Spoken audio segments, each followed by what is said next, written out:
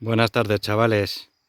Estamos en la provincia de Burgos, en una de las dos parcelas experimentales que tenemos en Sorbus Bosques Multifuncionales. Esta en concreto pues tiene una buena cantidad de especies de árboles, sobre todo forestales, todos autóctonos de Castilla y León y todos interesantes por las producciones de las que son capaces, sobre todo por la madera de alta calidad de muchos de ellos, maderas nobles para el uso de la ebanistería. Y otros tienen unos frutos interesantes por su adaptación a la altitud, al frío, a ambientes que no son propicios para la fruticultura convencional. Entonces aquí tenemos un muestrario de especies de muchos tipos. Lo primero que os llamará la atención es qué cantidad de hierba tenemos. Bueno, pues es que aquí, en los primeros años de los árboles, que todavía son muy jovencitos, están plantados del año pasado nada más, pues como veréis nos estamos esforzando en quitarles la competencia herbácea de lo que es el alcorque, de un radio aproximado de 1 metro alrededor de la base de cada árbol. Y sin embargo no nos estamos preocupando mucho de la hierba que sale entre las calles, y menos en primaveras tan ricas como esta, en las que no falta la humedad, etc. Pero sí que es importante quitarles la competencia del entorno, de sus pequeñas raíces que todavía compiten mal contra la saturación de hierba. Una ventaja añadida de esta hierba, que la segaremos el mes que viene probablemente para que no compita tanto en verano y para que vaya secando y nos deje circular por aquí, es que todas estas flores que veis por aquí, todas estas plantas silvestres, pues están llenas de insectos. Entre otros, por ejemplo, hay muchísimas mariquitas. Mariquitas que por ejemplo, en una tierra agrícola como esa, que está totalmente labrada, o en cultivos de tipo monocultivo, que solo hay una sola especie, pues son más difíciles de encontrar. Las mariquitas las he citado especialmente porque son un depredador de otros insectos y concretamente de los pulgones. Los pulgones en esta época del año son muy amigos de venir a los árboles, picarles sus brotes más tiernos, deformarlos, se doblan, la hoja se deforma y pues impide que crezcan en la dirección correcta, o incluso nos impide el desarrollo correcto del árbol. Mira, aquí tenemos un cerezo silvestre, pues son especies muy sensibles al ataque de pulgón. La mariquita y todos los otros insectos depredadores, también hay insectos que son plaga, pero todos se compensan en un ambiente, en un cultivo en el que no se están usando productos químicos, que se está gestionando en ecológico. Pues todas estas hierbas silvestres que salen alrededor tienen un equilibrio de poblaciones de insectos, unos beneficiosos, otros perjudiciales, pero que se equilibran solos. Aquí los depredadores actúan todo el tiempo y más o menos, aunque pueda haber algún daño puntual, los árboles salen adelante bastante bien, en un equilibrio. Hoy os quería hablar de un tema de fisiología, del que ya habéis visto bastante con mi compañero Miguel, que es el transporte hídrico en las plantas. Aquí tenemos, por ejemplo, vamos a ver este que es más guapo. Aquí tenemos un cerezo silvestre. No es el cerezo que se usa para la cereza frutal, para la cereza de alimentación humana, sino que es un cerezo usado para madera de alta calidad. Es el cerezo que sale en las montañas, por ejemplo, de la cordillera cantábrica o del sistema ibérico en bosques de montaña, en zonas de hayedo, de pinar albar, de robledal de montaña. Suele aparecer en claros del bosque, en los bordes en sitios donde llegue la luz, básicamente. Es una especie que es capaz de resistir a mucha altitud. Tiene mucha resistencia al frío. Tiene tanta resistencia al frío que brota prontísimo. Es capaz ya de estar en un estado de desarrollo, ya lleva mucho tiempo brotado en esta primavera. Pues lo que tenemos aquí, este ser vivo, es un sistema de bombeo. Sus raíces captan el agua del suelo. En el suelo ahora abunda el agua, está bastante húmedo, hay una alta presión y la planta lo adquiere por ósmosis. La diferencia de presión entre el exterior y el interior hace que el agua tienda a entrar por las raíces.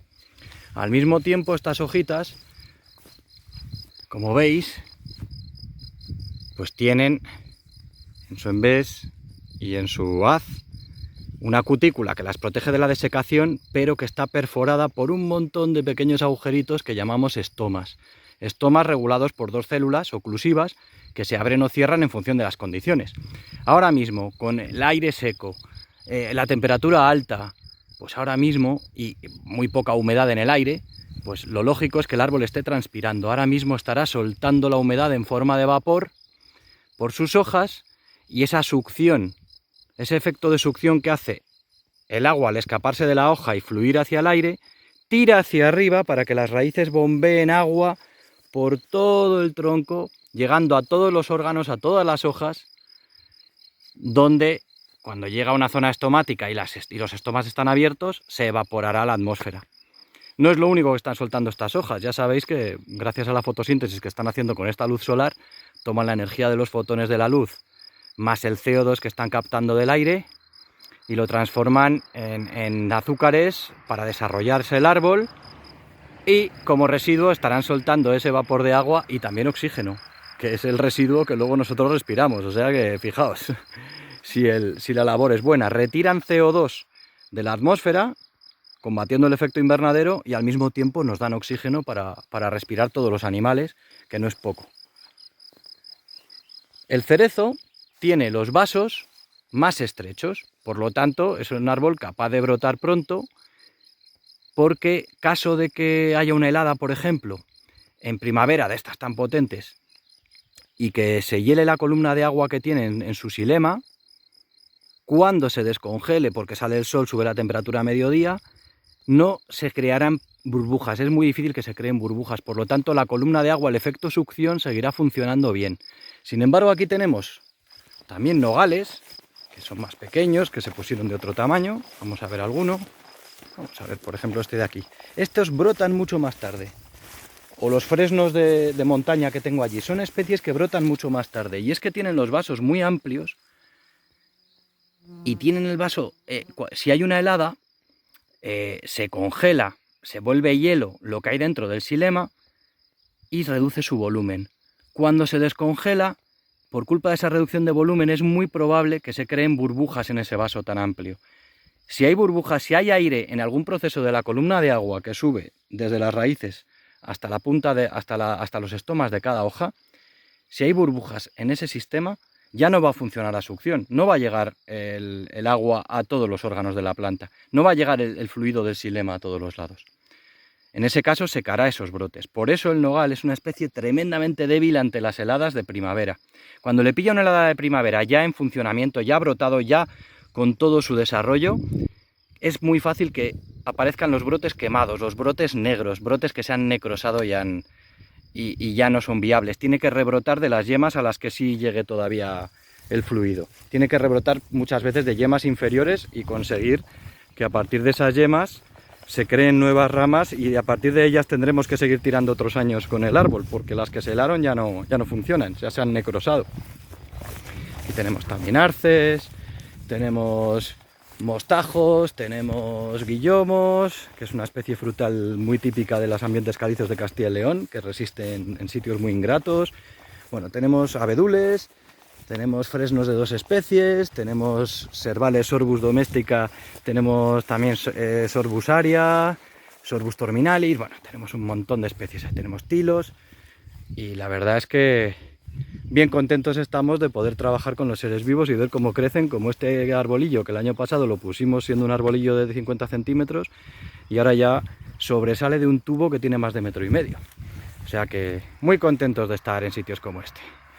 Como tarea para evaluación de esta práctica, muy atentos, quiero que me expliquéis vosotros a mí el fenómeno de la cavitación. Buscad información por los medios que consideréis y explicarme cuál es el fenómeno, qué pasa con el fenómeno de la cavitación en árboles.